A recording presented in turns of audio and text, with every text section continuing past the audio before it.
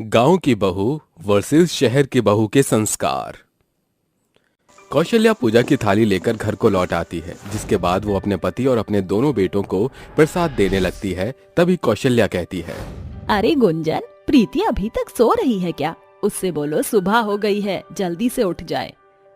अरे माँ जी, आप तो जानती हो प्रीति को, हम कितना भी जगाने की कोशिश कर लें, वह 11 बजे से पहले सोकर नहीं उठेगी। अरे बहू, आज घर में हवन है और सबका नहा धोकर तैयार होना बहुत जरूरी है। पूजा के वक्त अगर वह सोकर उठेगी तो पूजा खराब हो जाएगी। आप कहती हो तो मैं एक बार जाकर उसे उठाने की कोशिश करती हूँ। ऐसा कहकर गुंजन प्रीति के कमरे में जाती है और उसे उठाने की कोशिश करती है। अरे प्रीति, उठो। प्रीति देखो, आज हवन है। कल ही हमने तुम्हें समझाया था कि सुबह जल्दी उठ जाना और नहा धोकर तैयार हो जाना, लेकिन तुम हो कि अभी तक सो रही हो। माँ जी बहुत गुस्से में है, उठ जाओ। अरे अरे, जाओ यहाँ से, जब देखो मेरी नींद खराब करती रहती हो। और कोई काम नहीं है क्या आपको? माँ जी से बोलो मैं पूजा में नहीं आने वाली। प्रीति की बात सुनकर गुंजन चुपचाप कमरे से बाहर निकल आती है और अपने मन ही मन सोचती है, हे भगवान, मेहमान आने वाले हैं और प्रीति तो अभी तक सो रही है। मगर माँ जी इसे ऐसे देखेंगी तो पता नहीं क्या क्या कहेंगी। एक काम करती हूँ, मैं जाकर हवन की तैयारियां कर लेती हूँ।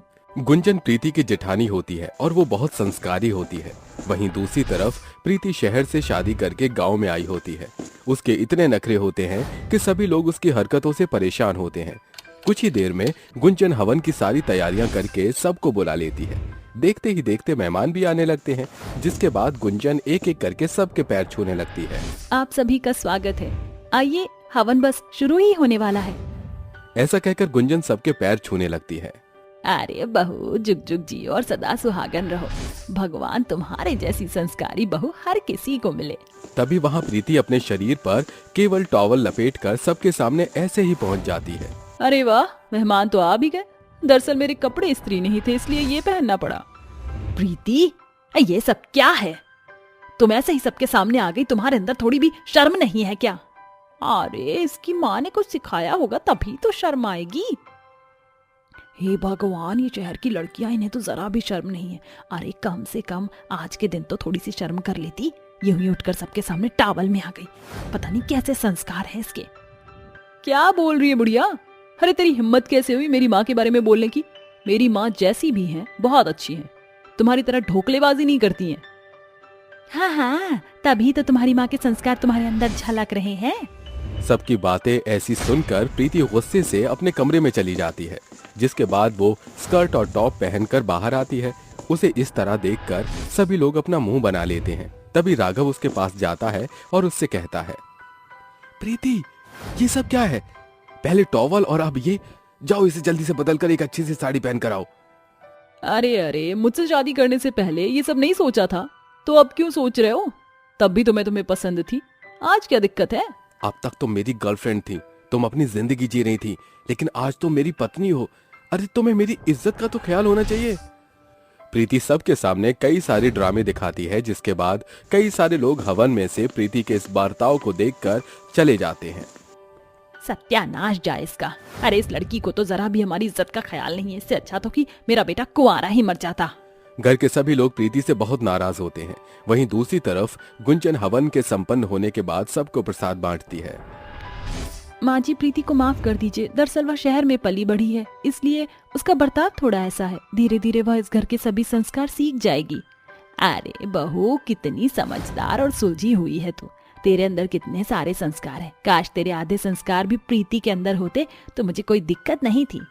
कौशल्या गुंजन को आशीर्वाद देती है। ये सब प्रीति अपने कमरे में से झांक कर देख रही होती है और अपने मन ही मन कहती है, अरे जिसे देखो वह सिर्फ गुंजन की तारीफ करता रहता है। आखिर इसके अंदर ऐसा क्या है जो मेरे अंदर नहीं है? मैं सब जानती हूँ। गुंजन ऐसा घर वालों को अपनी ओर खींचने के लिए करती है। एक तरफ प्रीति अपनी हरकतों की वजह से घर वालों की बातें सुनती, तो दूसरी तरफ गुंजन अपने संस्कारों के पीछे सबके मुंह से तारीफ सुनती, जिसके चलते प्रीति को बहुत गुस्सा आता है।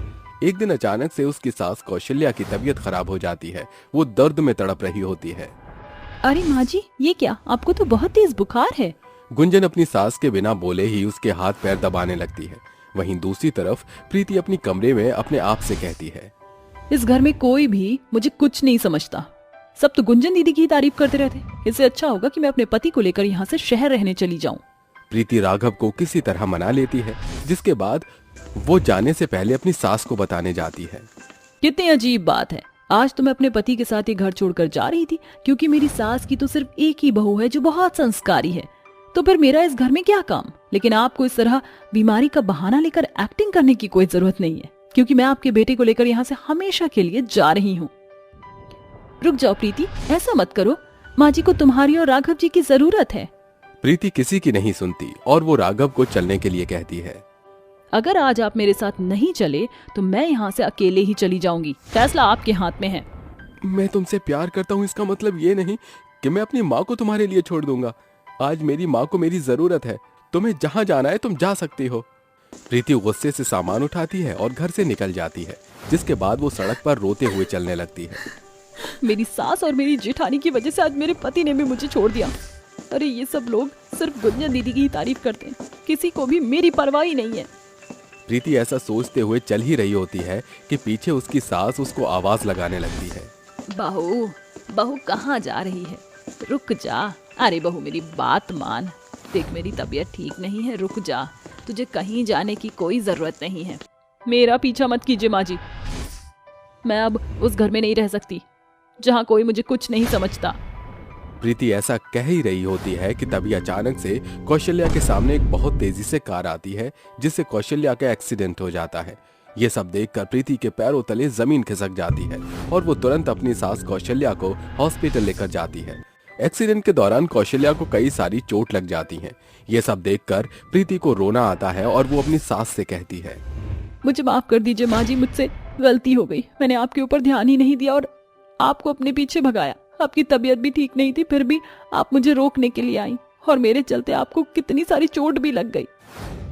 अरे बहू, तू ऐसा कैसे सोच सकती है कि तू उस घर की बहू नहीं है? अरे जब राघव तुझे शादी करके घर में ले आया था तभी मैंने तुझे अपनी बहू मान लिया था और तुझे मैं गुंजन की तरह संस्कारी बनाना चाहती थी। मुझे ऐसा नहीं करना चाहिए था। नहीं माँ जी, आप अपनी जगह बिल्कुल सही हो। हमेशा मैंने कई सारी गलती की है, लेकिन अब मैं ऐसा नहीं करूंगी। मैं आपको एक संस्कारी बहू बनकर दिखाऊंगी। कौशल्या प्रीति को गले से लगा लेती है। दोनों सास बहू रोने लगती हैं, जिसके बाद से प्रीति को अपनी सास के लिए संस्कारी बहू बनने की पूरी कोशिश करती है।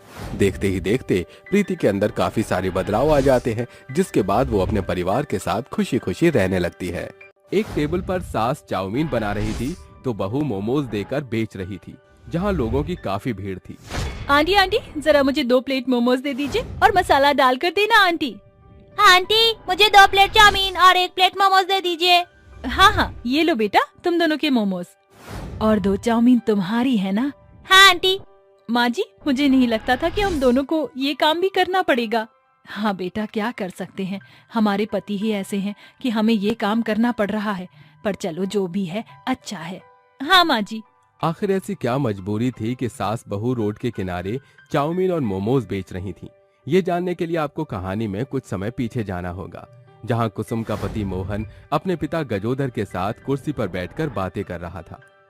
बेटा, तूने कोई ऐसा काम सोचा जिसे हम दोनों कल कर सकें, जिसमें पैसा कम लगे और बोनी ज्यादा हो? पिताजी, 2 दिन से मैं सोच रहा हूँ, पर मुझे कुछ समझ नहीं आ रहा। अरे पिताजी, आपको पता है वो सोनू है ना, उसने 1 महीने पहले चाउमीन और मोमोज की दुकान खोली थी अपने एरिया में। आज दिन के 5,000 कमा रहा है, तो सोचो पापा, 1 महीने का 1.5 लाख हुआ। बस एक बार दुकान अच्छे से चल जाए। अरे वाह बेटा, तेरी बात सुनकर तो मुझे बहुत अच्छा लग रहा है। क्यों ना हम भी यही काम खोल लें? मैं तो कह रहा हूँ पिताजी, एक बार आजमा लेते हैं, हम दोनों मिलकर काम करेंगे। ठीक है, फिर सारे सामान का पता कर और बनाने की कोशिश कर। 2-4 बार हम अपने घर में बनाएंगे। आप चिंता मत कीजिए पिताजी, मैं अभी सारे सामान का पता करके आता हूँ।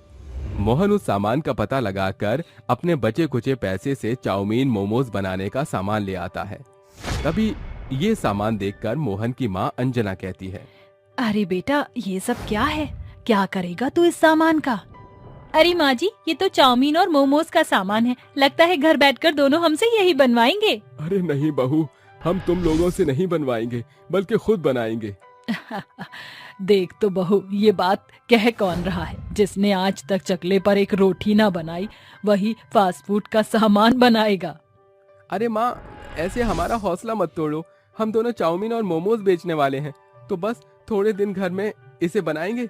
आप चख कर बताना कि हम अच्छे से बना रहे हैं। ऐसी बात है तो जाओ बना लो और चखाओ। हाँ जा रहा हूँ, आ जाओ पिताजी।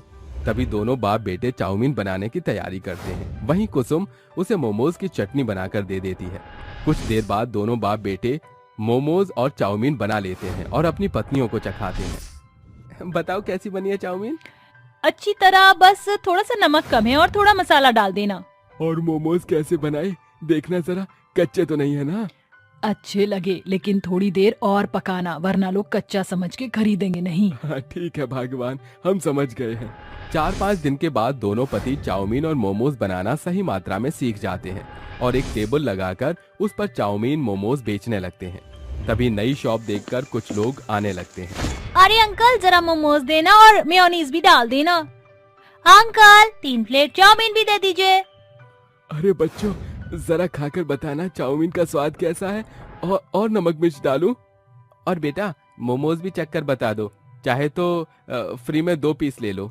अरे वाह, फ्री में मोमोज खाने को मिल गए। दीजिए अंकल, मैं बताती हूँ अभी खाकर। तभी दोनों बाप बेटे चाउमीन और मोमोज बच्चों को दे देते हैं, जिसे खाकर बच्चे कहते हैं, अरे वाह अंकल, चाउमीन तो बहुत अच्छी है, पर मोमोज उतने अच्छे नहीं बने। हाँ अंकल, दोनों चीजें ओके ओके हैं, जो होना चाहिए। अच्छा बेटा। ये कहते ही 15 दिन बीत जाते हैं। बाप बेटे थोड़े और अच्छे तरीके से चाउमीन और मोमोज बनाकर बेचते हैं। उनकी दुकान चल रही थी, पर कुछ खास नहीं। इसी बीच जब वो घर लौट रहे थे तो एक कार वाला उन्हें टक्कर मारकर भाग जाता है, जिससे गजोधर के पैर में चोट लगती है और मोहन के दोनों हाथों में। और जब वो अपनी पट्टी कराकर घर आते हैं तो उनकी पत्नी उन्हें ऐसे देखकर घबरा जाती है। अजी आपको ये क्या हो गया? इतनी चोट दोनों को कैसे लग गई? हाँ मोहन जी, कुछ तो बोलिए। अरे क्या बताऊं, हम दोनों तो चल रहे थे, पर एक कार वाला पीछे से टक्कर मारकर भाग गया, चोट भी लग गई। अब हमें समझ नहीं आ रहा कि दुकान पर बैठेगा कौन। हाँ, ग्राहक आएंगे तो उन्हें चाउमीन मोमोज बनाकर कौन देगा? एक बच्चे ने कहा था कि वो 200 प्लेट चाउमीन ले जाएगा बर्थडे के लिए। पापा जी, मोहन जी, आप दोनों परेशान मत होइए। माँ जी और मैं हो ना, हम दोनों मिलकर कुछ दिनों के लिए आपकी दुकान संभाल लेंगे। तब तक आप दोनों बेड रेस्ट कीजिए। हाँ, कुसुम बहू सही कहती है, आप दोनों आराम करिए और खाना खाकर दवाई खा लीजिए। ठीक है। दोनों का घर पर खाना बनाकर घर का सारा काम निपटाकर सास बहू दुकान खोलकर चाउमीन और मोमोज बनाती हैं, जिसकी खुशबू से ही लोग उनके चाउमीन और मोमोज की ओर खींचे चले आते हैं। आंटी आंटी, जरा प्याज और सोयाबीन वाली चाउमीन दे दीजिए। बहू तो ऐसा कर, चाउमीन बना कर दे, मोमोज का काम मैं करती हूँ। जी माँ जी। ये लो बेटा, तुम्हारी चाउमीन थी ना? जरा पनीर वाले और फ्राई वाले मोमोज देना। ये लो, मोमोज खा लो। सुनिए, इसमें थोड़ा सा और मसाला डाल दीजिए। कितने हुए? 50 के। ऐसे करिए, चाउमीन भी पैक कर दीजिए। आंटी, आपकी चाउमीन की बहुत खुशबू आ रही है, जरा मुझे भी दीजिएगा। ये लो बेटा। जी फुल प्लेट मोमोज देना, मसाला डालकर आंटी। ये लो बेटा। सास बहू ग्राहकों के कहने पर उन्हें चाउमीन और मोमोज दे देती हैं, जिससे उनकी काफी तारीफ होती है। वाह वाह आंटी, आपके मोमोज तो बहुत अच्छे हैं और आपकी चाउमीन भी बहुत अच्छी है। ऐसे चाउमीन मैंने कहीं नहीं खाई, अब तो आपके पास जरूर आया करूंगी। शुक्रिया तुम बच्चों का। चाउमीन देना आंटी और 1 प्लेट मोमोज। अरे यहाँ पर तो 2 अंकल काम करते थे, कहाँ गए वो? अरे बेटा, उनके चोट लग गई है ना, तो अभी वो आ नहीं पाएंगे, इसलिए हम दोनों चाउमीन और मोमोज बनाकर बेच रहे हैं।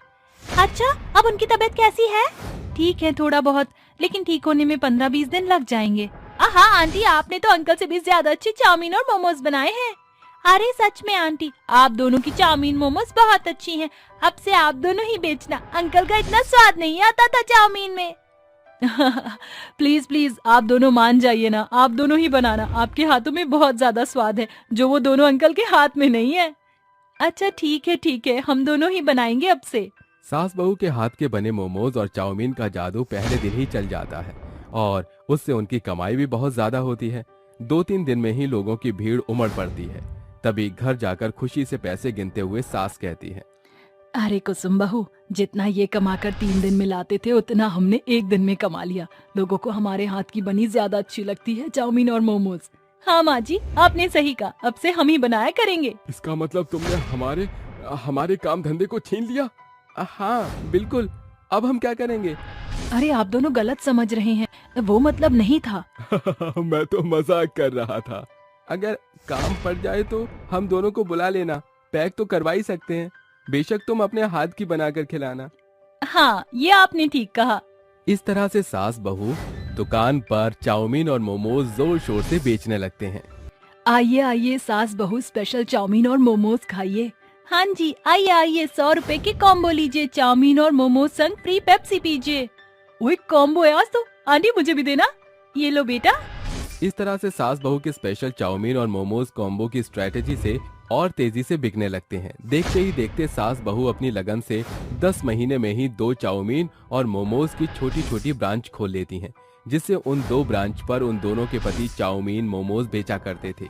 पैसा चारों ओर से आता है, तरक्की बढ़ती है, जिससे अब वो एक नया घर और एक कार भी खरीद लेते हैं। यूं ही अपनी दुकान चलाते रहते हैं। 12 बच्चों वाली बहू। शिल्पा अपने पति विपिन और सास सुशीला के साथ प्रीत बिहार में रहती थी। शादी के 10 साल बाद दोनों को माता पिता बनने की खुशी मिली थी, इसलिए सुशीला ने अपनी बहू के लिए गोद भराई की रस्म रखी थी, जहां पड़ोस की काफी सारी औरतें आई हुई थीं। तभी वो औरतें सुशीला से कहती हैं, अरे सुशीला, कितनी देर और इंतजार कराएगी? बहू को लिया, उसी शगुन देना है। वैसे ही 10 साल लगा दिए उसने। और क्या, 9-10 साल के तो हमारे पोते पोतियां हैं।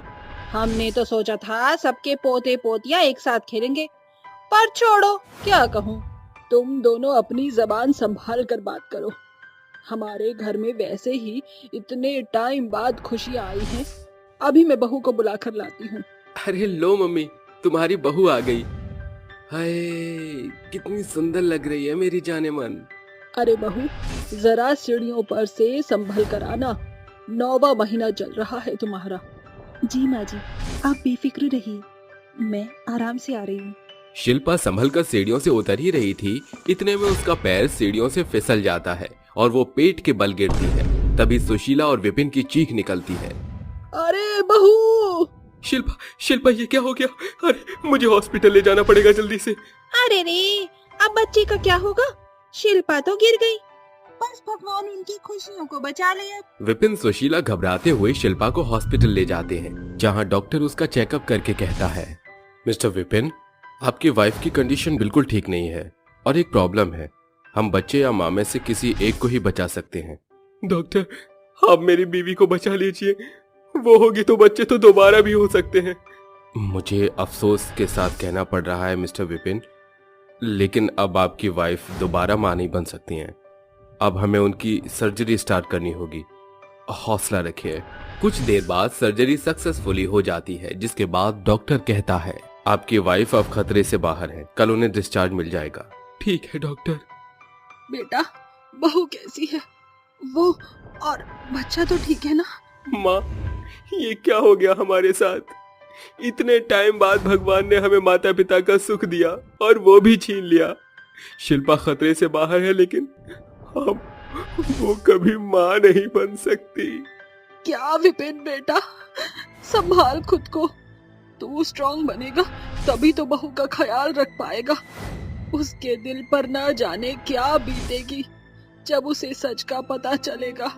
माँ, नहीं, मुझसे नहीं होगा। विपिन अपनी माँ को गले लगाकर रो ही रहा था कि नर्स द्वारा शिल्पा को बुलावा आता है और दोनों उसके पास आते हैं। बहू, अब तू कैसी है? माँ जी, विपिन जी, मेरा बच्चा कहाँ है? मुझे मेरा बच्चा चाहिए। बच्चा दो, कहाँ है वो?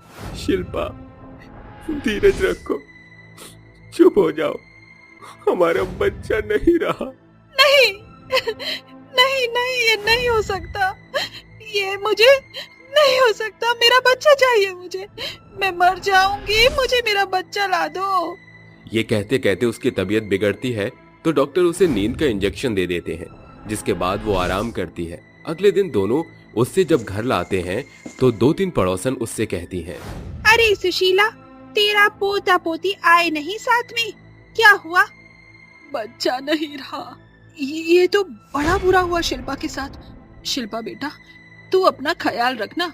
भगवान भी किस्मत वालों को ही बच्चे देते हैं। हाँ हाँ, पता नहीं ये कैसी किस्मत लेकर आई थी। 10 साल से तो कुछ था नहीं और जो था वो भी उजड़ गया। पता नहीं किसकी हाय लगी होगी। जरूर तेरी ही हाय लगी होगी। मोहिनी की कड़वी बात सुनकर शिल्पा रोते हुए घर में चली जाती है। तभी विपिन कहता है, अरे आंटी, आप अपने आप से मतलब रखिए, जो होना था हो गया, और अगर हमारी किस्मत में होगा तो वो हमें बच्चे जरूर देंगे। अब हमें बख्श दीजिए, मेरी बीवी को और डिप्रेस मत कीजिए। शाम के समय सुशीला और विपिन शिल्पा को खाना खिलाने की कोशिश करते हैं। इस बात से बिल्कुल वो टूट चुकी थी और बेहद उदास थी। बहू, तूने ठीक से कुछ भी नहीं खाया सुबह से, अब तो खा ले, तुझे दवाई भी लेनी है, कमजोरी है शरीर में। माँ जी, मुझे कुछ नहीं होगा, खाने का मन नहीं है मेरा। अच्छा लो, थोड़ा मेरे हाथों से खा लो प्लीज। शिल्पा खा लो, तुम ठीक नहीं रहोगी तो मैं तो टूट ही जाऊंगा। शिल्पा अपने पति की आंखों में आंसू देखकर शिल्पा उदास होकर खाना खाने लगती है। कुछ दिन बीत जाते हैं। शिल्पा अभी भी गुमसुम से बैठी रहती है। उसे खुश करने के लिए विपिन मार्केट ले जाता है। जैसे तैसे वो शॉपिंग कर लेती है, तभी उसे एक छोटे बच्चे के रोने की आवाज आती है और वो रुककर कहती है, विपिन जी रुकिए, मुझे बच्चे की रोने की आवाज आ रही है। पर यहाँ आसपास कहीं बच्चा नहीं है। मैंने कहा था ना, बच्चा है, इतना छोटा सा बच्चा मोहन के पास घास पर पड़ा हुआ है। शिल्पा उस रोते हुए बच्चे को अपने गले से लगा लेती है, जिसके बाद उसे बहुत खुशी महसूस होती है। शिल्पा, ये किसी और का बच्चा होगा, हमें पुलिस स्टेशन जाना चाहिए। नहीं नहीं विपिन जी, हम पुलिस स्टेशन नहीं जाएंगे। अगर इसके माता पिता को बच्चे की कदर होती तो ये बच्चा डस्टबिन में ना होता। लगता है भगवान को मेरी गोद ऐसे ही भरनी थी। विपिन जी, हम दोनों इसके माता पिता बनेंगे ना। जिसमें तुम खुश, उसी में मैं। अब से हम इसके माता पिता हैं। दोनों उस बच्चे को लेकर अपने घर आ जाते हैं, जहां सुशीला शिल्पा के हाथ में बच्चा देखकर बोलती है, बेटा, ये बच्चा किसका है? माँ जी, जैसे यशोदा जी ने कृष्ण जी को पाला था, ऐसे ही मैं भी इस बच्चे को यशोदा बनकर पालूंगी। बहू, मुझे तेरे इस फैसले पर गर्व है। शाम को शिल्पा उस बच्चे को डॉक्टर के पास चेकअप के लिए ले जाती है। वहां से आते वक्त शिल्पा को 4 छोटे बच्चे दिखते हैं जो उससे भीख मांगते हैं। आंटी, आंटी पैसे दो ना, हमने 2 दिन से कुछ भी नहीं खाया है, हमें खाना दे दो, मेरा छोटा भाई बहुत बहुत भूखा है। अरे, तुम ऐसे भीख क्यों मांग रही हो? तुम्हारे मम्मी पापा कहाँ हैं? आंटी, हमारे मम्मी पापा 2 दिन पहले आग में जल गए, अब हमारे पास रहने की भी जगह नहीं है। क्या? मैं तुम्हें इस हाल में यहाँ पर नहीं छोड़ सकती, मेरे साथ घर चलो। अब मैं तुम्हारी मम्मी हूँ। सच्ची आंटी? आंटी नहीं, माँ बोलो और चलो। इस तरह शिल्पा चारों बच्चों को घर पर ले आती है, जहां सुशीला और विपिन सोच में पड़ जाते हैं पर अपना लेते हैं। एक बच्चे को पालना तो ठीक था, लेकिन अब 5-5, अरे 5-5 बच्चों का खर्चा मैं कैसे उठाऊंगा शिल्पा, ये कैसे होगा? विपिन जी, आप फिक्र मत कीजिए, हम दोनों हैं ना, किसी तरह बच्चे को पालेंगे, पर खुशियाँ जरूर देंगे। अब शिल्पा 5 बच्चों को अपने हाथ से खाना खिलाती है। कुछ दिन बाद उसे 3 साल का खोया हुआ बच्चा दिखता है। लाख ढूंढने पर भी उसके माता पिता नहीं मिलते। तब शिल्पा उस बच्चे को भी घर ले आती है। ऐसे वो मंदिर के पास तो कुछ अनाथालय से बेसहारा छोटे बच्चों को ले आती है और इस तरह वो 12 बच्चों की मां बन जाती है। दोनों का घर चलाना काफी मुश्किल हो गया था, इसलिए शिल्पा सिलाई के साथ साथ एक छोटी सी परचून की दुकान खोल लेती है, जिसके बाद धीरे धीरे वो बड़ी हो जाती है। विपिन का काम भी अच्छा चल रहा था, सुशीला भी दुकान संभाल लिया करती थी। इस तरह उनके घर की आर्थिक स्थिति पहले से ज्यादा अच्छी हो जाती है। शिल्पा गोद में बच्चे को लिए सिलाई कर रही थी। इतने में उसकी बेटी रिया खाना लेकर उसे अपने हाथ से खिलाते हुए कहती है, माँ, कितना काम करोगी?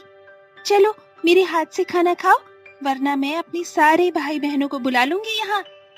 अच्छा अच्छा, खाती हूँ बाबा। शिल्पा, पहले मैं इस बात से डर गया था कि 12 बच्चों को कैसे संभाल लूंगा, लेकिन तुमने आखिर कर दिखाया और मेरी सोच भी बदल दी। सच में मेरी बहू लाखों में एक है। इस तरह शिल्पा अपने परिवार और 12 बच्चों के साथ खुशी खुशी रहती है। मदनपुर नाम का एक बहुत ही सुंदर गांव था, जहां समीर शहर से पढ़ाई करके वापस अपने गांव रिया से शादी करके लौटा था। दोनों बहुत खुशी से रह रहे थे। 1 साल बाद रिया गर्भवती हो जाती है। ऐसे ही एक शाम समीर उससे कहता है, देखो रिया, मैं तुम्हारे लिए क्या लेकर आया हूं। कच्ची कैरी, तुम्हें बहुत पसंद है ना? लो खाओ। हाय, खट्टी खट्टी कच्ची कैरी, जल्दी से मुझे खिला दीजिए, बहुत मन कर रहा है। मुझे पता था तुम्हें ये खाने का मन जरूर कर रहा होगा। इसीलिए मैं ले आया। इस समय समीर रिया का बहुत ख्याल रख रहा था। वहीं दूसरी तरफ एक बेहद डरावना भूत इस गांव में आतंक मचाने के लिए आ गया था, जिसके बाद वो कभी पेड़ को उखाड़ देता तो कभी इंसान को हवा में उछाल कर फेंक देता और कहता है, अब इस गांव में मेरा ही खौफ होगा। कोई नहीं बचेगा, किसी को नहीं बख्शूंगा। ऐसा कहकर वो भूत एक आदमी को हवा में उठाकर कहता है, अब तो मरने के लिए तैयार हो जा। वैसे भी तू इतना बुढ़ा हो गया है, और जीकर क्या उखाड़ेगा। ऐसा बोलकर वो भूत उस आदमी की गर्दन को मरोड़कर उसे मार देता है। फिर एक औरत को भी मार देता है। देखते ही देखते पूरे गांव में उस भूत का खौफ पैदा हो जाता है। सभी लोग उससे डरने लगते हैं। वहीं रिया जब घर से बाहर झाड़ू लगाने के लिए निकलती है तो विमला उससे कहती है, अरे रिया, तुम्हें यहाँ घर के बाहर नहीं निकलना चाहिए था इस हालत में। पर क्यों? भला ऐसा क्या हो गया जो मैं घर से बाहर नहीं निकल सकती? लगता है तुम्हें गांव के आतंक के बारे में कुछ भी नहीं पता। कुछ दिनों से एक डरावनी भूत ने हमारे गांव पर कब्जा कर लिया है। बेहतर होगा कि तुम घर के अंदर रहकर अपनी बच्चे की रक्षा करो। क्या? मैं नहीं मानती ये भूत वूत, कुछ नहीं होता ये। मैं सच बोल रही हूँ, मेरी बातों को नजरअंदाज मत करना। ये कहकर विमला चली जाती है। कुछ देर बाद समीर अपने दफ्तर से आता है तो रिया उसे विमला की कही बात बता देती है, जिसके बाद समीर कहता है, ये क्या बकवास है रिया, तुम तो जानती हो ना हम इन सब बातों को नहीं मानते और ऐसा कुछ होता भी नहीं है। हाँ, पर विमला ने कहा ये सब मैं तेरे बच्चे की सुरक्षा के लिए कह रही हूँ, वरना वो भूत मुझे भी मार देगा। मैंने भी पहले उसे वही कहा कि मुझे विश्वास नहीं है सब चीजों पर। बिल्कुल ठीक किया तुमने। खैर ये सब छोड़ो और मुझे खाना दो, बहुत तेज भूख लग रही है। जी, आप बैठिए। अगली सुबह रिया गाय को खाना खिलाने के लिए अपने घर से बाहर आ जाती है। तभी वो भूत एक आदमी को मार ही रहा होता है कि उसकी नजर रिया पर पड़ती है, जिसे देखकर तो तुरंत उस आदमी को छोड़ देता है और मदहोश होकर रिया को देखकर कहता है, हाँ, कितनी सुंदर लड़की हमारे गांव में कैसे आ गई, ये तो यहाँ की लगती भी नहीं है, ऊपर से मेरी नजर भी इससे नहीं हट रही। रिया गाय को खाना खिलाकर घर में वापस चली जाती है। तभी भूत खिड़की से रिया को काम करते हुए देखता है और उस पर मोहित हो जाता है। रिया को अकेला देखकर वो भूत उसके पास जाता है, जिसे देखकर रिया डर जाती है और उसके हाथ से सब्जियां गिर जाती हैं। वो कहती है, भूत भूत बचाओ, मुझे विमला ने सही कहा था, भूत होते हैं। कहीं ये मुझे मार न डाले, बचाओ मुझे। समीर, समीर जल्दी आओ, समीर बचाओ। अरे चिल्ला क्यों रही हो, वैसे तुम बहुत सुंदर हो, इसलिए अब तुम्हें मेरे साथ चलना होगा। जबरदस्ती रिया का हाथ पकड़कर वो भूत उसे घसीटते हुए ले जा रहा था। तभी समीर अपनी बीवी को इस तरह देखकर कहता है, भूत, भला ये कैसे हो सकता है, छोड़ मेरी बीवी को, मैंने बोला छोड़। भूत रिया को नहीं छोड़ता। फिर समीर उस पर पास पड़ा एक पत्थर मारता है। तभी वो भूत जोर से चिंघाड़ता है, तूने मुझसे पंगा लेकर बहुत बड़ी गलती की है, अब मैं देखता हूँ कि तू मुझे कैसे रोकता है उसको ले जाने से, ये मेरी है। समीर मुझे बचाओ, हमारे बच्चे को कुछ हो गया तो। ये बोलकर भूत उसके शरीर में घुस जाता है और कहता है, अब बता तो क्या करेगा और अपनी बीवी को कैसे बचाएगा, क्योंकि उसके शरीर पर तो मैंने कब्जा कर लिया है। अब तेरी बीवी का क्या होगा, उसे तो मैं लेकर जाऊंगा। छोड़ दे मेरी बीवी को, वरना मैं तेरे को मार डालूंगा। तू मेरा कुछ नहीं बिगाड़ सकता। वो भूत रिया के पेट में मुक्के मारता है और कहता है, देख तेरे बच्चे को मार डाला, वो तो मर गया होगा। क्यों, आखिर क्यों तुम मेरी बीवी के पीछे पड़े हो? मेरे छोटे से बच्चे ने तुम्हारा क्या बिगाड़ा है? क्या चाहिए तुम्हें? मुझे तुम्हारी बीवी बहुत पसंद है, इसलिए मैं उसे ले जाऊंगा। अगर मैंने जल्दी ही कुछ नहीं किया तो ये मेरी रिया को अपने साथ ले जाएगा। अरे मेरा बच्चा जीवित होगा भी या नहीं, क्या करूं, कैसे बताऊं उसे?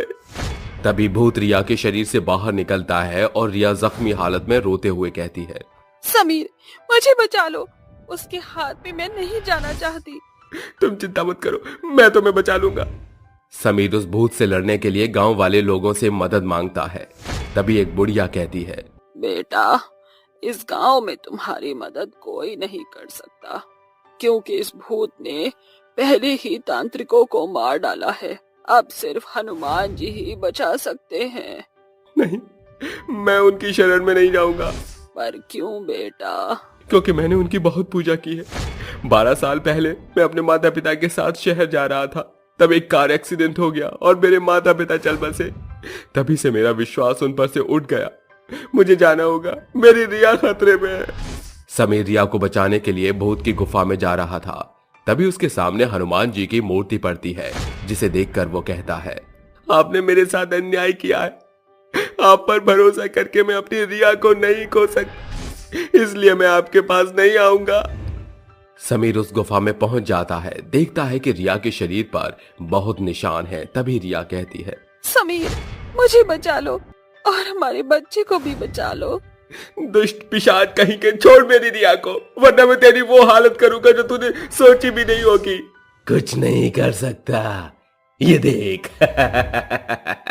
भूत ये बोलकर रिया के शरीर में फिर से आ जाता है और उस पर जुल्म करने लगता है। कभी चाकू से रिया के शरीर पर निशान बनाता और कभी कुछ करता।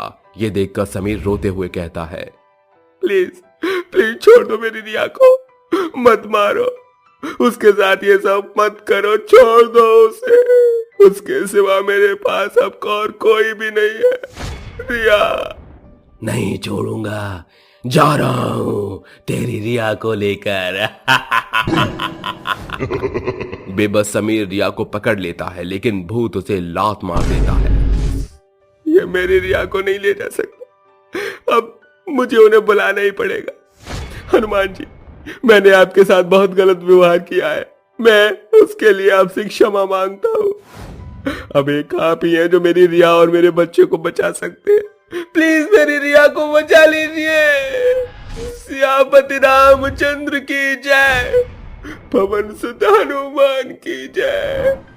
ये कहते हुए समीर जमीन से उठता है, लेकिन वो भूत उस पर चाकू से कई बार वार कर देता है, जिसके बाद वो बेहद जख्मी होकर गिर पड़ता है और कहता है, संकट मोचन बजरंगबली प्रभु, अब आपको ही आना पड़ेगा, मेरी रिया को आपको ही बचाना होगा।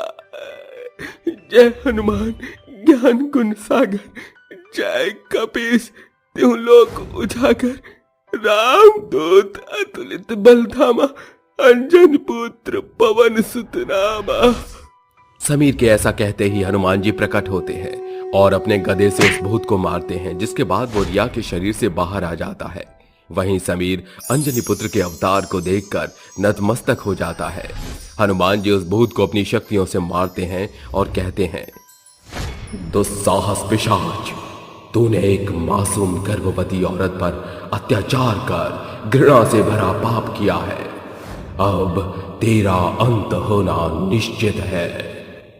हनुमान जी इतना कहते ही उस भूत का अपनी शक्तियों से अंत कर देते हैं। इसके बाद रिया पर एक ऐसी शक्ति आती है जिससे रिया के शरीर पर से सारे घाव ठीक हो जाते हैं और उसका बच्चा भी जीवित हो जाता है।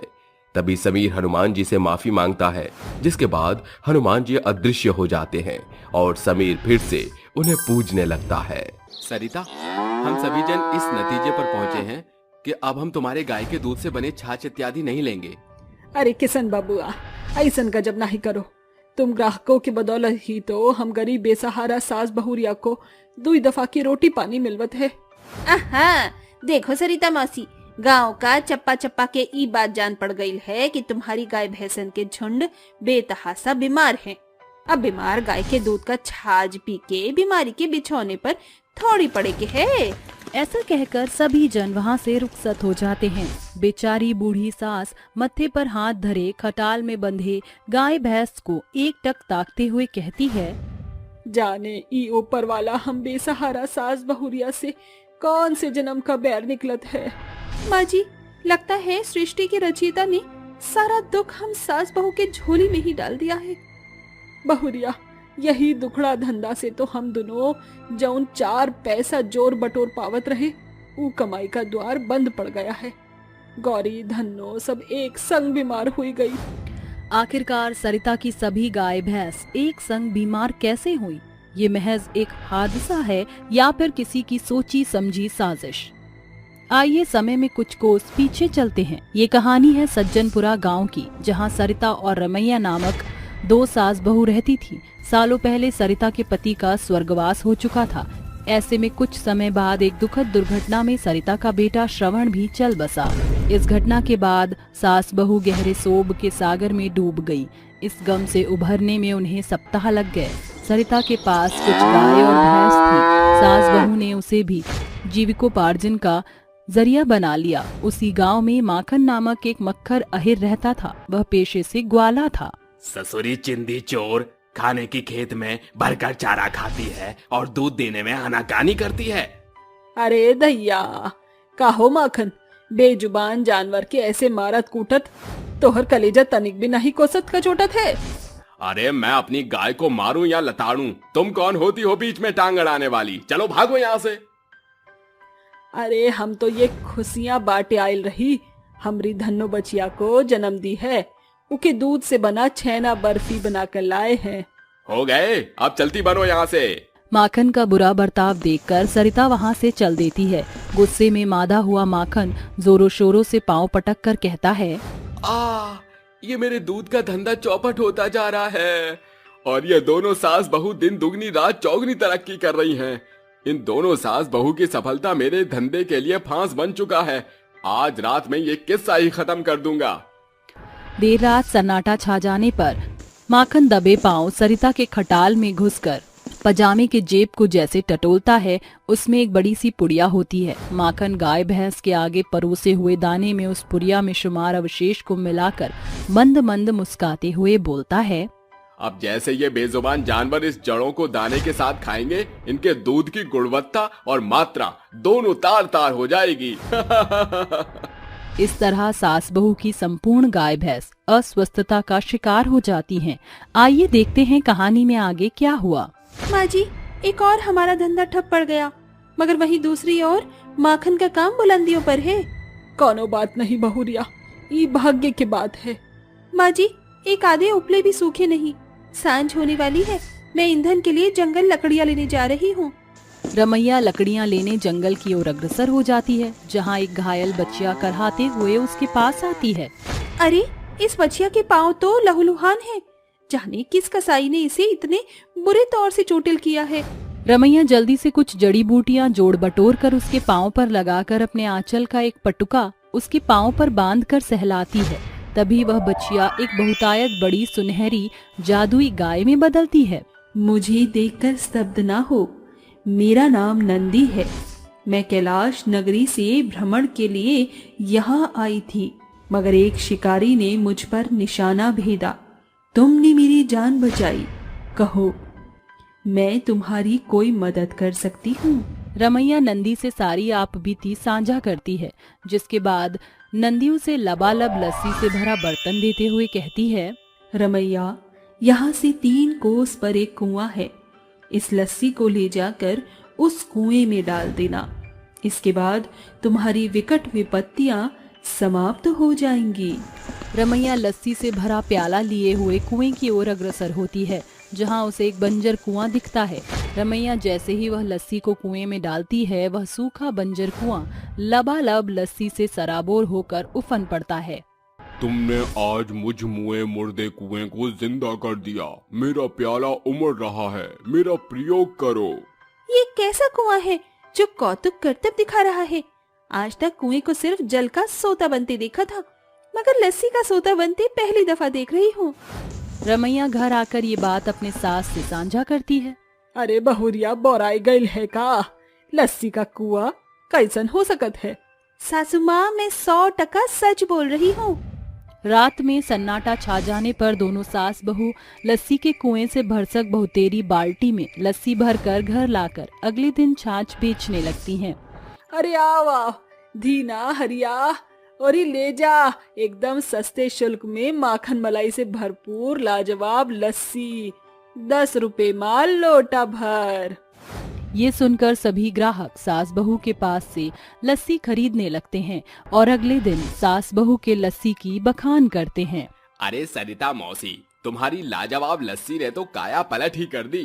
अरे लस्सी पीकर ऐसा प्रतीत हो रहा था जैसे लस्सी नहीं बल्कि मंथन से निकला अमृत पी रहे हो। इसलिए आज से हमको 2 गुना लस्सी देना। अरे काहे नहीं किशन बबुआ। गांव के किसी भी तबके को ये खबर ना थी कि वह छाछ कुएं से मिल रहा था। निश्च दिन के साथ सास बहू के लस्सी की बड़ाई बढ़ती गई। साथ ही लस्सी से मिलने वाली लागत से धीरे धीरे उनकी माली हालत भी स्थिर होने लगी।